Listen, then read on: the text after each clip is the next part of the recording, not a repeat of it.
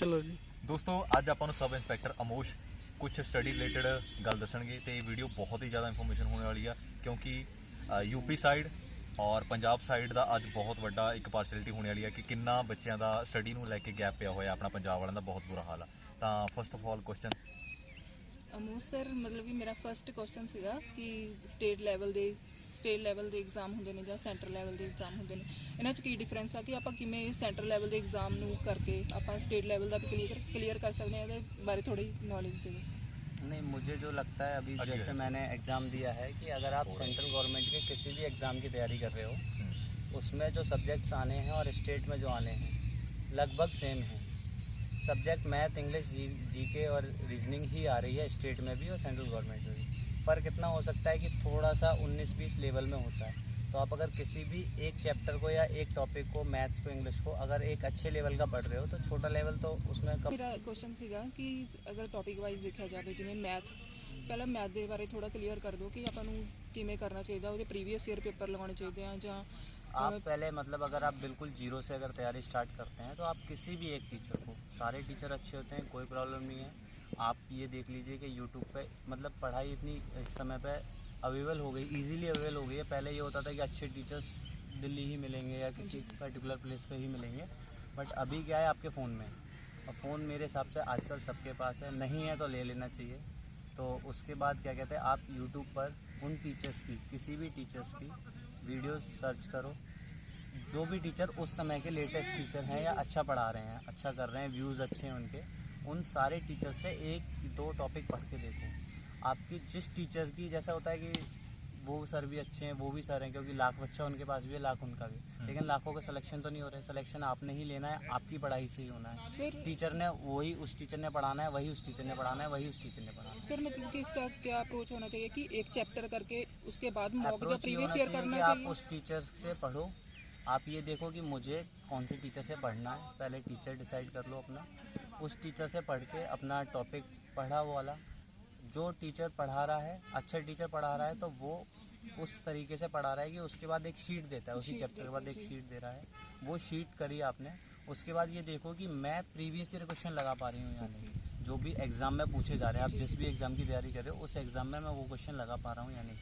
तो जब आप वो क्वेश्चन लगा पा रहे हैं तो आप सही पढ़ रहे हैं। सर मतलब कि उसके बाद मॉक लगाना, मॉक टेस्ट लगाना मॉक जरूरी है? मेरे हिसाब से एकदम जीरो से बोलोगे तो फिर तो आपने कुछ स्कोर करना ही नहीं है मॉक में। जी। इतना डिमोटिवेशन हो जाएगा, आप पहले दिन मॉक लगाने बैठ जाओगे, 50 नंबर नहीं आएंगे तो बोलोगे अरे मेरे से नहीं होना। आधे बच्चे यही करते हैं और वहीं ड्रॉप कर देते हैं, है ना।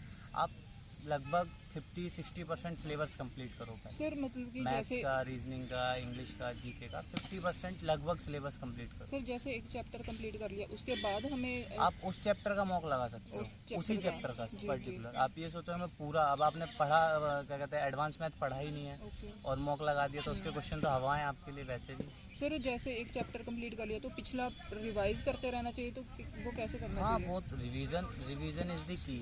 आप ये समझ लो जितने ज़्यादा, ऐसे बोलो क्या कहते हैं कि मैं 10 किताबें पढ़ लूँ और क्वेश्चंस लगाता रहूँ। एक किताब लेनी है, एक ही लेनी है और उसको 4 बार लगानी है, 5 बार लगानी, 6 बार ही लगानी है। किताब भी बोले पता नहीं किसके हिस्से में पढ़ गए मैं। बिल्कुल आप मेरी बुक्स देखेंगे आके, मैथ्स की, रीजनिंग की, इंग्लिश की, मतलब 4-4 वाली लाइन फटने पे आ गए, पेज खुल गए हैं उनके इस तरीके से। सर रीजनिंग का मतलब कि मोस्टली बच्चे कर लेते हैं, कोई नहीं, यूट्यूब से रीजनिंग कर लेते देखो हैं। वैसे तो मेरे हिसाब से सिंपल है, कर लेना चाहिए और जी। कर भी लेते हैं बच्चे, बट कुछ पर्टिकुलर टॉपिक्स होते हैं, मतलब स्टेटमेंट कंक्लूजन हुए और ये मिरर इमेज वगैरह तो सभी कर लेते हैं। सर वो फिर एक मतलब कि इंग्लिश का रह गया, इंग्लिश का बता दो। देखो इंग्लिश का जो मेरा कंसेप्ट है ये है कि आप बिल्कुल जीरो हो तो आपको कोई ना कोई एक टीचर से पढ़ना पड़ेगा, और वो टीचर भी ऐसा कुछ खास नहीं करा देगा, आपको वही रूल्स पढ़ाएगा जो किताबों में लिखे हैं। तो मेरी अप्रोच ये थी कि जैसे मेरी इंग्लिश ठीक मतलब कि मैं कॉन्वेंट स्कूल से पढ़ा हूँ बचपन से, तो मेरी स्पीकिंग अच्छी थी, इंग्लिश स्पीकिंग अच्छी थी। बाकी स्पीकिंग में और ग्रामर में बहुत फ़र्क होता है, इंग्लिश बोलने में और ग्रामेटिकल में बहुत फ़र्क होता है।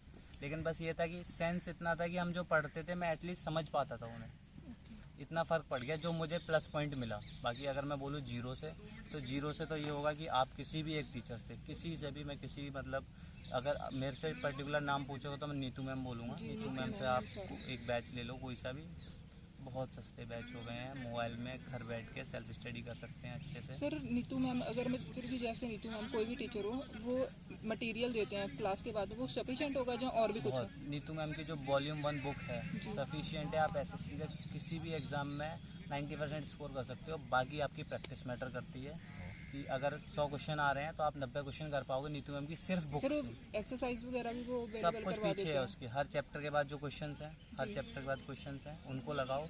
आपने एक बारी बुक खत्म कर लेनी है, 2 बारी खत्म कर लेनी है, रूल्स माइंड में मगअप कर लेने की हाँ मतलब कि मैंने उनकी वीडियोस वगैरह लेक्चर देखने जरूरी है? आप बुक पढ़ने जीरो से से पढ़ पहले, रहे हो, अगर तो जीरो से पढ़ रहे हो। मैंने नहीं लिया, लेकिन हाँ बुक मैंने ली, क्योंकि उसमें बहुत प्रिस्क्राइब्ड वे में लिखे हुए हैं सारे मेरे रूल्स पास की, बढ़िया तरीके से अच्छे से लिखे हुए हैं। लेकिन अगर कोई बच्चा ऐसा है कि बुक से डायरेक्ट नहीं पढ़ सकता, उसे टीचर की नीड होगी। मैंने बुक से पढ़ लिया था, लेकिन आपको टीचर की नीड होगी, आप टीचर से लो, पढ़ो अच्छे से। उन्हीं की एक क्लास नोट भी आती है, नोट्स भी बने हुए आते हैं उनके हाथ के। उन्होंने बुक ऐप की भी अभी रिलीज़ कर दी है कोई बुक, बढ़िया है। फिर जैसे मैथ, रीजनिंग और इंग्लिश, मतलब कि ये तो पूरे स्कोरिंग होते हैं, आप मतलब कि आपको पता है mostly कि ले क्या सकते आना है हैं। पेपर में। जी जो मेरी अप्रोच है कि 75% ऑफ द पेपर है, और मुझे पता भी है क्या आना है। एसएससी ने बता रखा है कि हम इस टॉपिक से पूछेंगे, और जीके में उसने बोल दिया कि मैंने हिस्ट्री से पूछना है, और हिस्ट्री तो हिस्ट्री तो बहुत बहुत बड़ी है। वास्ट सब्जेक्ट है। तो जीके मेरे हिसाब से ऐसा रहता है कि बेसिक जीके है एक, जो सब बच्चों को पता होनी चाहिए कि हमारे देश की राजधानी क्या है। ऐसे जो सिंपल से क्वेश्चन होते हैं। अब 25 क्वेश्चन है, सीपीओ में 50 हैं, सीजीएल में 25 क्वेश्चन है, तो आप ये देख लो कि उसमें से जो टॉपर होगा, बहुत अच्छी जीके होगी यूपीएससी लेवल की, वो भी 15 से 20 क्वेश्चन कर पाए, 25 कोई नहीं कर पाता है ना।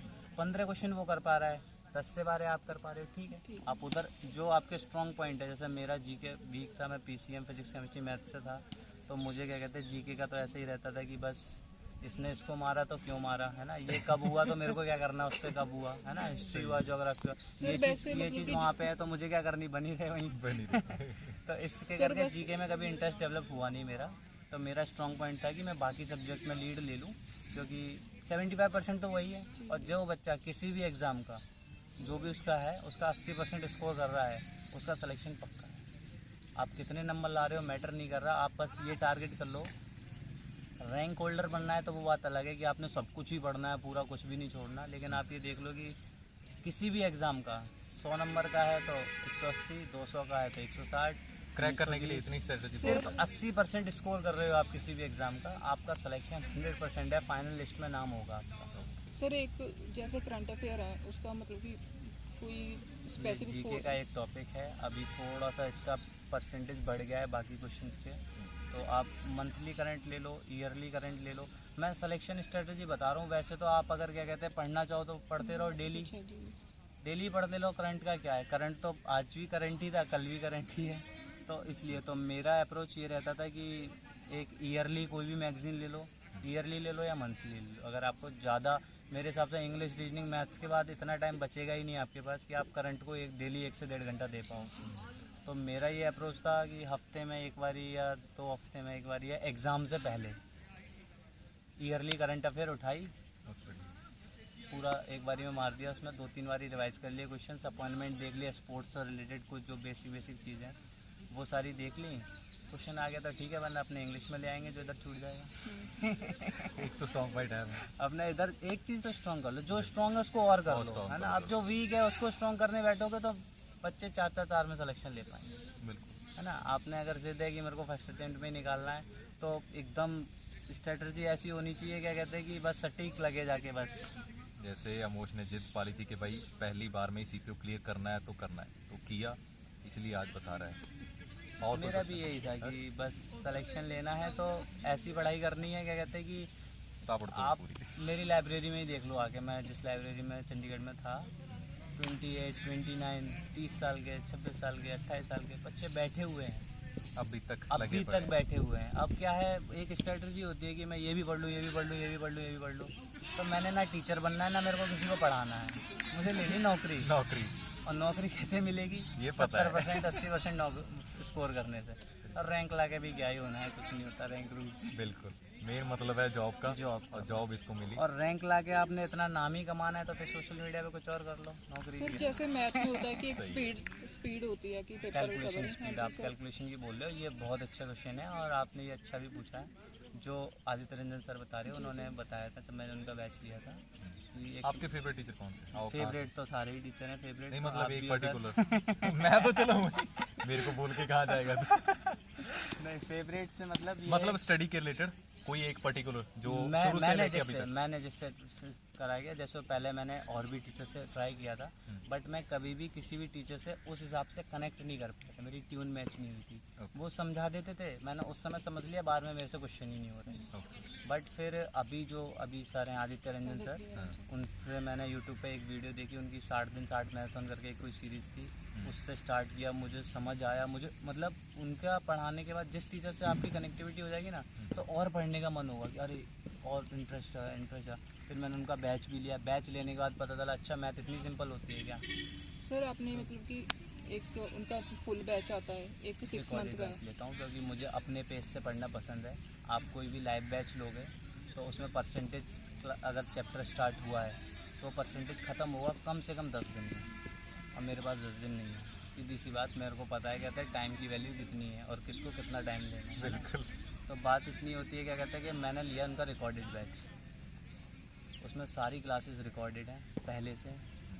6999 का शायद उनका बर्थडे होता है तो वो अभी 200 मैंने रुपये का भी देखा दे देते हैं, 300 का भी दे देते हैं बर्थडे वुड्डो पे। अभी दिवाली आ रही है फिर और सस्ता हो 699 जाएगा, जन्माष्टमी आ रही है और सस्ता हो जाएगा। हाँ। तो उनका क्या कहते हैं रिकॉर्डेड बैच लिया। अब भाई मैं परसेंटेज, अब लाइव बैच में क्या प्रॉब्लम है कि आज टॉपिक स्टार्ट हुआ है परसेंटेज, अब मेरा इंटरेस्ट जब तक जमा है उसमें, यहाँ मतलब क्वेश्चन करने में मज़ा आने लग गया, क्लास ख़त्म बेटा अगले क्वेश्चन कल करेंगे, तो वहाँ बच्चे का बेकार, मतलब मेरा तो हो जाता था, बच्चों का तो पता नहीं सर, मेरा तो हो जाता। तो मैंने लिया रिकॉर्डेड बैच, मैंने टारगेट बनाया कि 2 दिन में परसेंटेज ख़त्म करना है। तो परसेंटेज की खत्म करना 10 क्लास है तो पढ़ दिए 10 घंटे एक बार ही मार दिए। इंटरेस्ट पूरा मतलब ये है कि खुद शुरू किया तो उसी दिन ख़त्म कर दिया। ये इस अप्रोच से मैं पढ़ा था। गुड। बाकी बच्चे की अलग अलग कैलिबर होता है, सबका अपना अपना तरीका होता है पढ़ने